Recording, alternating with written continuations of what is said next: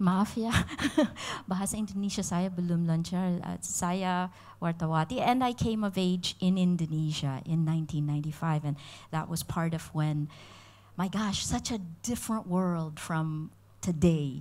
And I remember, and it is so good to be back and for you to come and listen. It may seem like, and this is always the way it is, it may seem like it is never good enough, and it really should never be good enough, but there are some really good things. And one of the reasons we're here is because we believe in the global goals, and we believe we can do it now, right? And we believe we can do it with everyone's help. Indonesia Orang Indonesia adalah sebuah negara yang besar. Mari saya tunjukkan apa yang bisa kita lakukan bersama. Dan ini yang Anda bisa lakukan. Ini adalah landscape Anda di seluruh dunia. Hanya ada 3 miliar pengguna internet, hanya 40%. Tapi lihat Indonesia, Anda hanya mempunyai 28% penetrasi internet. Halo? Tapi 121% pengguna ponsel. Lihat apa yang bisa Anda lakukan dengan ponsel Anda. Anda bisa melakukan banyak hal dengan ponsel. Dan ada 72 juta account media sosial. Di Filipina hanya 40 juta. Dan saya akan tunjukkan Anda bisa melakukan lebih banyak. Dan Anda sudah membantu untuk memilih presiden. Sementara ada ekspektasi yang signifikan dari presiden ini, bagaimana dengan peran Anda? Apa yang bisa Anda lakukan? Bisa nggak Anda melakukan sesuatu? Ini adalah tren global yang menarik. Teknologi, itu semuanya tentang teknologi. Dan Anda sudah mendengar dari Pak Luhut tentang Silicon Valley. Mari kita bawa Silicon Valley ke Indonesia. 250 juta orang. Anda harusnya bisa melakukannya. Ini 3 hal yang dilakukan. Apabila kita meningkatkan konektivitas, kita bisa menjadi mempunyai pengetahuan tentang digital, kita bisa menyertakan masyarakat miskin apabila kita bisa menggunakan ponsel. Apabila Anda bisa melakukan transaksi di ponsel, kita bisa mendapatkan data. Dan itu bisa mencakup kaum miskin. Bagaimana kita memulainya? Pertama, internet. Yang kedua, ponsel. Dan yang ketiga, media sosial. Angkat tangan apabila Anda punya account media sosial. Oh, semua. Setiap orang di ruangan ini mempunyai account media sosial. Jadi setiap orang di sini. Jadi ini yang terjadi sekarang. Semuanya dihancurkan dan mungkin Anda tidak merasa, tapi Anda bagian dari itu. Kata yang digunakan istilahnya adalah penghancuran yang kreatif. Apakah Anda membeli CD di Friends? Ya, kita masih bertemu satu sama lain, tapi Facebook menghubungkan kita. Telekomunikasi, Skype, fotografi, Eastman Kodak bangkrut dan mempunyai paten untuk fotografi, dan pada saat yang sama Instagram muncul dan dibeli sebesar 1,3 miliar US dollar secara bersamaan. Mari saya tunjukkan apa yang ingin kita lakukan. Di dunia yang lama, dulu hanya pertumbuhan linear dan pertumbuhan Indonesia bagus dari segi itu. Tapi ini yang bisa dilakukan teknologi. Pertumbuhan eksponensial. Saya katakan kepada orang-orang di Manila dan juga orang di Indonesia, bisa nggak Anda bisa menjadi bangsa Uber? Bisa nggak Anda menggunakan teknologi untuk tumbuh secara eksponensial? Menggunakan teknologi, kita bisa mencari cara baru untuk menyelesaikan masalah agar kita bisa mencapai SDG. Saya akan bertanya sebelum Anda pergi, apakah Anda bisa memilih salah satu dari SDGs ini?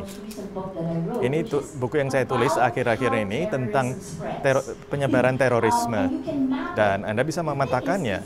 Halnya, apabila Anda bisa memetakan dalam buku ini, saya memetakan bagaimana terorisme menyebar dari Afghanistan ke Asia Tenggara. Dan Anda bisa melihat di sini Osama bin Laden, dia terhubung dengan Khalid Sheikh Mohammed, mastermind 9/11, dan terhubung dengan Hambali, dan mereka terhubung dengan orang Indonesia lain. Tapi di sini di Filipina, orang ini, Sali Said, adalah anggota dari Abu Sayyaf yang menculik 3 dari jurnalis saya pada Juli 2008, dan saya harus menegosiasikan untuk mendapatkan mereka kembali. Kita semua terhubung. Sekarang, apabila Anda bisa terhubung, Anda bisa memetakan media sosial, jaringan media sosial, dan kita bisa memetakan ini. Ini cara saya melihat dunia. Anda punya ide, Anda bisa menyebarkannya. Anda menyebarkan ide, itu kekuatan Anda. Apabila ini kita di ruangan ini, dan Anda ingin menyebarkan ide, dan Anda pikir akan diberikan ke nomor 10, dan ketika Anda memberikan ke nomor 10, Anda klik nomor 10, Marga, klik nomor 10. Ya, kembali, tunggu, klik. Dan ketika Anda melihatnya, ini hanya akan menyebar sejauh ini, hanya menyebar ke sini. Itu disebut echo chamber. Apabila Anda hanya berbicara kepada keluarga dan teman Anda, itu adalah jaringan sosial. Tapi bayangkan apa yang dilakukan media sosial. Media sosial membawa teman-teman dan keluarga Anda dan menyingkirkan batasan ruang dan waktu. Media sosial adalah keluarga dan teman Anda dengan steroid. Apabila saya ingin menyebarkannya, saya akan klik 10, 17, dan 2, dan lihat. Itu viral.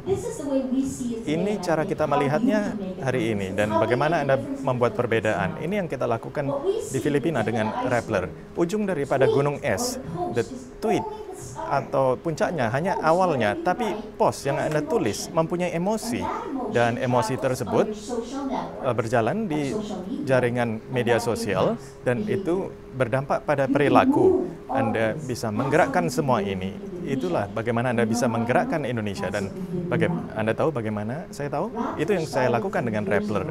Rappler mulai 3 tahun yang lalu. Inti kami masih jurnalisme, tapi kami memasukkan teknologi di dalamnya, dan kami memasukkan komunitas kami, karena pada akhirnya kami ingin kemajuan, ingin membuat hal lebih baik. Kami masukkan Rappler di tengah, dan kami menggunakan ini. Kami menggunakan media sosial karena Anda bisa melihat kecepatan penyebaran media sosial untuk crowdsourcing. Ketika Anda semua berkumpul melakukan sesuatu, Anda bisa mengubah dunia, dan setiap langkah yang Anda lakukan di media sosial mengacu pada big data, dan kita bisa menggunakan big data dan menjadi lebih cepat. Kurang dari 1,5 tahun, Rappler menjadi situs berita yang terbesar di Filipina. Di Indonesia kami kecil. Kami hanya ingin memberi platform di Indonesia untuk melihat apakah Anda bisa menggunakannya seperti kami di Filipina. Di sinilah media sosial menjadi perubah permainan. Pada Juli 2009, Anda tahu apa yang terjadi? Media sosial menyentuh titik balik. Mengapa? Karena jumlahnya bisa saya beri nanti, tapi lihat ini, pada Juli 2010, media sosial melebihi pornografi sebagai aktivitas nomor 1 di situs web. Anda tahu mengapa? Dari awal internet ditemukan sampai pada Juli 2009, pornografi adalah kegiatan nomor 1, tetapi pada Juli 2009, media sosial melewatinya. Saya bisa berikan studinya, tapi pendeknya seperti ini. Ketika Anda pada media sosial, emosi Anda itu hypersensitif. Di Stanford, mereka melakukan studi dan menunjukkan bahwa orang yang pada media sosial mempunyai tingkat yang lebih tinggi dari hormon tertentu, dan seperti oksitosin yang disebut hormon cinta, hormon seks. Jadi Anda merasa seperti Anda jatuh cinta. Jadi itu bisa melewati pornografi. Dan yang lain adalah dopamin. Dopamin adalah kimia yang menyebabkan ketercanduan. Jadi kalau Anda pada Twitter atau Facebook dan Path, kadang-kadang Anda menjadi kecanduan. Jadi apa yang bisa Anda lakukan dengan media sosial itu? Anda bisa crowdsourcing. Jadi ini crowdsourcing yang kita lakukan di Rappler. Setiap cerita ada tentang ukuran perasaan Anda klik dan diukur, dan navigator mood, dan memberikan hasil seperti ini. Di Mei 2013 di Filipina ada pilkada, dan pada hari pemilu mereka marah, dan mereka menjadi marah pada jam 7.30 malam ketika hasil pemilu lambat. Saya bisa menunjukkan statistik dari pemilu Anda di sini. Itu pemilu yang sangat menarik, dan saya yakin Anda sudah lihat. Ini adalah pandangan ketika Anda, ini Twitter Max, Anda bisa melihat bagaimana Anda masuk dalam komunitas Anda. Ini Maret 2011, gempa bumi Jepang di insiden reaktor Fukushima. Orang Jepang berperilaku dengan cara yang sama dengan orang Indonesia pada saat krisis. Kita berkumpul pada sumber informasi itu 6 bulan sebelum pemilu Amerika, dan Anda bisa melihat bagaimana masyarakat Amerika terbagi antara Obama dan Mitt Romney. Mereka tidak bisa memutuskan. Anda bisa melihat hal yang sama dengan Jokowi dan Prabowo pada pemilu yang lalu. Itu sangat mengagumkan melihat ini. Hashtag di Mesir dan di Syria. Ketika Anda melihat ini, ketika ini kelihatan seperti itu, apakah berarti revolusi terjadi? Saya ingin menunjukkan 3 hal yang ini dari Filipina, hashtag Million People March. Itu membutuhkan 1 post Facebook 7 hari untuk menjangkau ribuan orang orang Filipin memprotes di jalanan terhadap korupsi. Dan itu belum pernah terjadi di Filipina, karena kami pikir korupsi tidak masalah, tapi itu masalah. Jadi apa yang terjadi? Itu adalah internet, protes internet yang pertama yang didorong internet. Dan apabila di sini ini membosankan karena tidak ada program, tidak ada panggung, dan Anda bisa melihat peta, lihat petanya. Sangat berantakan. Jadi inilah peran jurnalis. Masing-masing warna di sana adalah komunitas kecil mencoba untuk membentuk. Dan apa yang mereka bentuk? Mereka membentuk di sekitar informasi. Jadi peran kita sebagai jurnalis adalah untuk memberikan publik informasi yang dibutuhkan untuk menciptakan aksi komunitas. Mari kita ke Filipina. Mari kita ke Indonesia dan ke Filipina. Sebelum saya ke Indonesia. Mary Jane DeLoso. Mungkin Anda sudah tahu, Bali 9, ada seorang Filipina yang harus dieksekusi, dan kami memulai cerita hashtag Mary Jane sebagai jurnalis pada tanggal 31 Maret. Dan Anda bisa melihat itu menjadi komunitas kita membuat hashtag Save Mary Jane pada bulan April, dan itu menjadi Mary Jane Lives pada 29 April. Bagaimana itu terjadi? Anda bisa melihat bagaimana jurnalis bekerja dengan Anda. Inilah terjadinya. Kami mulai dari jurnalis terlebih dahulu di sini, Rappler Indonesia. Kami memulai percakapan tentang Mary Jane, dan itu tentang fakta-fakta ceritanya. Dan di Filipina, Move PH mengambil posisi advokasi dengan kaum muda, dan yang mereka lakukan, mereka memulai petisi online. Dan ini yang lucu, presiden kami menelepon presiden Anda menggunakan handphone Nokia warna merah muda karena mereka berada di APEC dan tidak bisa menemukan HP lain, dan dia berbicara dengan Jokowi. Dan pada jam 1 pagi Mary Jane diperbolehkan untuk memberi kesaksian. Jadi petanya seperti ini. Anda bisa melihat kombinasi dari Indonesia. Ini adalah orang Indonesia, Pak Jokowi, dan Anda bisa melihat di Filipina, di surat kabar Rappler Indonesia, rappler.com. Lihatlah komunitas yang terbentuk dan bagaimana mereka terhubung. Di sanalah Anda bisa menggerakkan negara Anda. Mari kita lihat hashtag yang terkini di Indonesia. Hashtag tragedi Mina. Lihat pada jumlahnya, angkanya. Ini pada September 24 sampai September 25, 10 miliar. men-tweet pada akhir pekan dan lihatlah komunitas ini. Tapi Anda tidak bisa melihat pemimpin yang jelas. Jadi orang Indonesia mencari informasi. Bagaimana Anda bisa memobilisasi? Saya akan berikan satu hal yang terakhir. Saya ingin tunjukkan. Mari kita lihat apakah Anda men-tweet hashtag 2030 now. Mari kita lihat komunitasnya sekarang.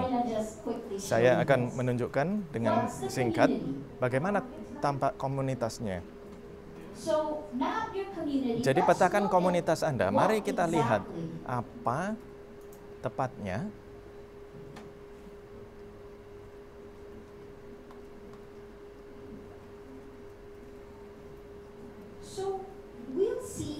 Jadi kita lihat hashtag 2030 now dan kita lihat komunitas apa yang terbentuk.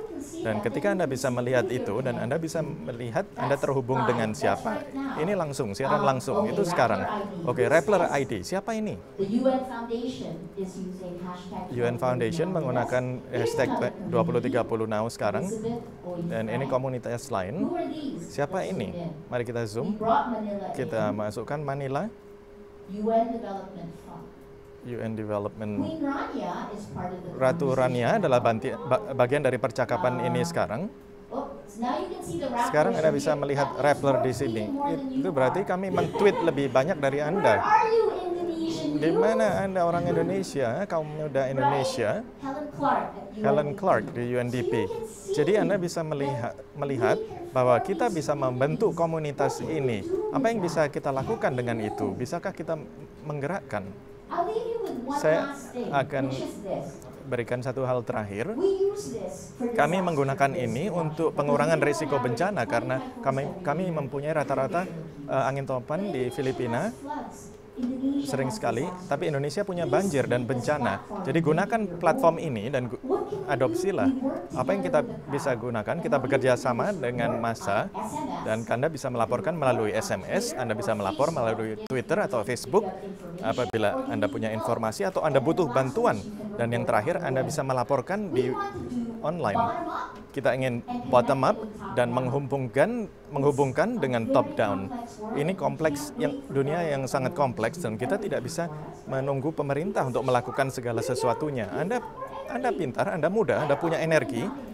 Mengapa perempuannya semuanya mengangguk dan pria yang laki-laki diam saja? Mari kita lihat hal yang terakhir. Ini waktu ada titik balik di Filipina. Ini semuanya orang-orang dari komunitas kita, orang yang melapor tentang untuk menolong untuk seseorang ibu yang melahirkan. Di sini ditolong oleh Palang Merah Filipina. Respon pertama, saya akan memberikan video 1 menit yang menunjukkan apa yang bisa dilakukan komunitas secara bersama dan bagaimana Anda bisa membuat semuanya transparan dan membantu pemerintah dan satu sama lain dan kami. Audio, video.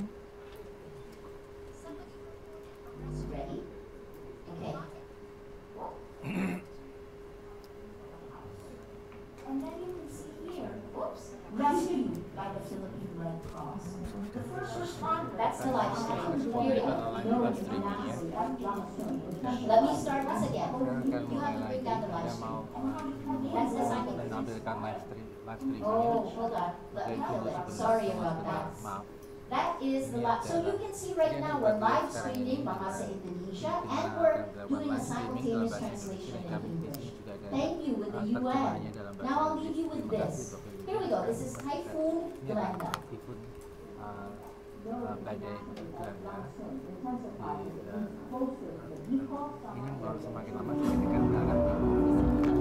That's our community. Cleaning and putting, right? And then the government has given us this data that shows you where the flooding can occur, so you can see it. Now everyone, our kids are the ones who will pick some of this out. Wind's picking up here in South. They're telling each other, because you know how to hear this in your communities. You're a hero. Mashallah. Banyak wartawan adalah yang menjadi wartawan. Saya akan menunjukkan. And the government. Dan pemerintah.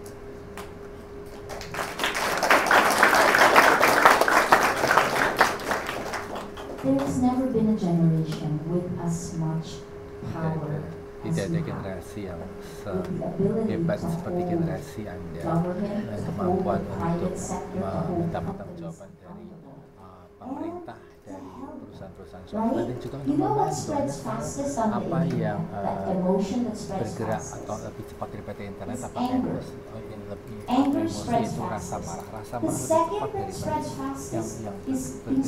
yang bergerak atau lebih cepat lagi. Yang keduanya adalah inspirasi. Why not help inspire so that we can actually end poverty, end hunger? You know, that's one of mine. I'll tell you what I'm after. Me, gender equality, education, zero hunger and no poverty. Those are mine and my extension rappers. I hope but we can do it with the technology. Use your power wisely. I'm so glad you're back in Japan. Terima kasih banyak. Thank you, Amaya. Okay, so Maria, you choose no power. We can do it because now with the mobile phones, dengan HP, Anda berpikir tentang bagaimana pemerintah misalnya dapat membantu atau bagaimana orang dapat kita dapat melakukannya secara mobile, bahkan sekalipun koneksi internetnya masih lambat. Tapi kita mempunyai ada sesi tanya jawab terlebih dahulu. So there is Q&A session while Marisa is here. You can ask, dua pertanyaan. two questions. Who of you would like to ask questions on social media and change? Those of you who want to ask questions or how this can be applied to Indonesia, and can this be done, for example, when there is an earthquake, or do you want to ask about terrorists? Please, the floor is yours. Two questions. Those of you who are seated on the front, apakah ada pertanyaan? Terutama yang cewek-cewek atau ibu-ibu, ada dua pertanyaan. Silahkan. Nama dan dari mana? Please mention what is your name and where you are from. Good morning, I'm Fanny. I am a student of International Relations at Dr. Mustafa University. My question to you, Maria Risa, what makes you interested in Indonesia? Why don't you start from your own country, the Philippines? Thank you. Terima kasih atas pertanyaannya. Pertama-tama bagi saya datang ke Indonesia pada tahun 1995. Saya berada di sini sebagai wartawati, dan saya waktu itu membangun Indonesia. Pada waktu itu ada banyak hal yang masih sama, seperti misalnya kabut asap, tetapi pada tahun 1995-1996 huru hara yang berdiri di Jakarta waktu itu masih PDI, huru hara yang terkait dengan PDI, kemudian juga krisis keuangan 1997-1998, jatuhnya Pak Harto, kemudian setelah ada seperti membuka kotak Pandora, jadi jatuhnya Harto setelah 32 tahun berkuasa. Saya tumbuh di sini, saya berada di selama berdasarkan saya belajar banyak. Ada tahun terbicara tahun 1998, tidak ada seorang pun yang berharap dan menyangka bahwa Pak Harto akan jatuh, dan saya waktu itu ada mereka dengan diam-diam berusaha untuk menghentikan kekuasaan satu orang, dan mereka mencoba untuk berusaha vokal, dan orang-orang seperti misalnya Maria Pangestu dan kemudian dari Fortunato, mereka adalah analis-analis kami yang berbicara baik di CNN, dan luar biasa untuk berada di sini dan merasakan sekira perasaan yang saya miliki di Indonesia pada tahun 1998 sama seperti yang saya alami sekarang dengan teknologi. Itu ada satu satu perasaan bahwa sesuatu sedang terjadi dan dunia sedang berubah, dan kita harus melakukan sesuatu untuk menghadapinya. Itu adalah jawaban panjang terhadap pertanyaan tadi, mengapa itu adalah pribadi. Kemudian selain itu kita ada tetangga, karena sastra Indonesia adalah sastra Asia Tenggara. Kami ingin membantu Anda, terutama kita yang menggunakan Indonesia. Ada kesamaan Indonesia dan Filipina. media di Filipina ada 22 tahun sebenarnya. Indonesia ada 23 tahun, kita mempunyai 100 juta orang, dan mempunyai 200 juta penduduk, 150 juta orang. Kita merupakan yang bagian yang terbesar dari ASEAN. Tapi bagaimana dengan status sastra Indonesia dan juga sastra untuk seluruh wilayah Asia Tenggara ini? Jadi ada banyak negara yang sedang mengamati Anda dan berharap bahwa Anda dapat membawa kita ke saat-saat yang lebih baik. Saya menonton Indonesia ketika saya mengcover ASEAN setiap tahun dari 1997 sampai 2005, tapi saya bisa melihat pemerintah di wilayah ini bekerja. Tapi saya kira anak-anak muda atau kaum muda, saya senang pada pertanyaan yang ajukan. Indonesia kan berada di tempat yang berbeda. Saya kira itu saja. I also would like to thank you, Maria Ressa, for loving Indonesia. Thank you, terima kasih. Terima kasih. Dan Anda tahu apa yang kita harapkan bahwa pelajaran yang kita petik dalam membangun platform Rappler adalah sesuatu yang dapat kita juga gunakan untuk membantu di sini. Anda dapat melihat, saya kira saya selalu melihat Indonesia setiap saat di sosial media, dan ada luar Indonesia sangat besar seperti di tahun 1997 91% di Indonesia sebetulnya adalah startup yang dapat dikatakan kantor, tapi Indonesia tidak jatuh pilot, tetapi Indonesia memiliki ketahanan, memiliki kekuatan, dan saya berharap saya dapat belajar apa yang dapat dilakukan dengan teknologi yang kita miliki. Maaf, butir yang terakhir, kita mempunyai beberapa Indonesia yang bekerja, yang luar biasa bekerja dengan kami, seperti saya, Febri dan tim kami ada di Jakarta. Jadi tolong bantu kami, kalau Anda melihat sesuatu dan kalau Anda dapat membantu, dan kalau kita dapat membantu, tolong sampaikan kepada kami. Apakah saya pertanyaan, any other questions, please? Satu pertanyaan, silahkan.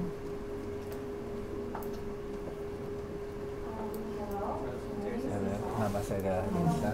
Saya dari Universitas Katolik Parahyangan. Saya sebetulnya ingin bertanya kepada Anda mungkin satu atau dua pertanyaan, karena saya juga terlibat dalam organisasi dan kami sedang mengembangkan suatu situs internet untuk memberikan pengalaman sukarela dan juga untuk menjalin komunitas bagaimana dapat membina informasi yang dapat dipercaya, karena dari data yang Anda tunjukkan, Anda menunjukkan bagaimana komunitas dapat bekerja dan bagaimana kita sebagai pendiri dari program tersebut dapat mengelola dan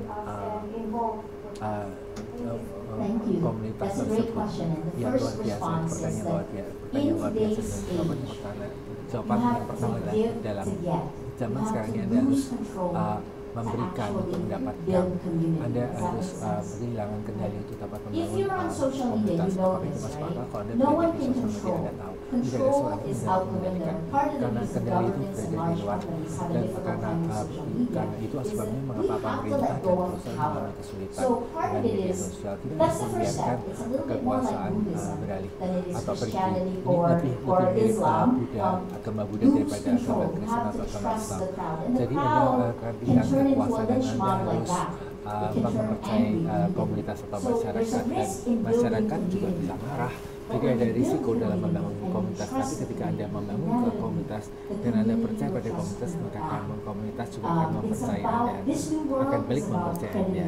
Jadi kata yang baru ini adalah tentang kredibilitas. Ini tidak lagi tentang merek atau hanya apa yang Anda inginkan. Anda harus mendengar suara komunitas dan bertanya kepada mereka apa yang mereka inginkan atau mereka butuhkan.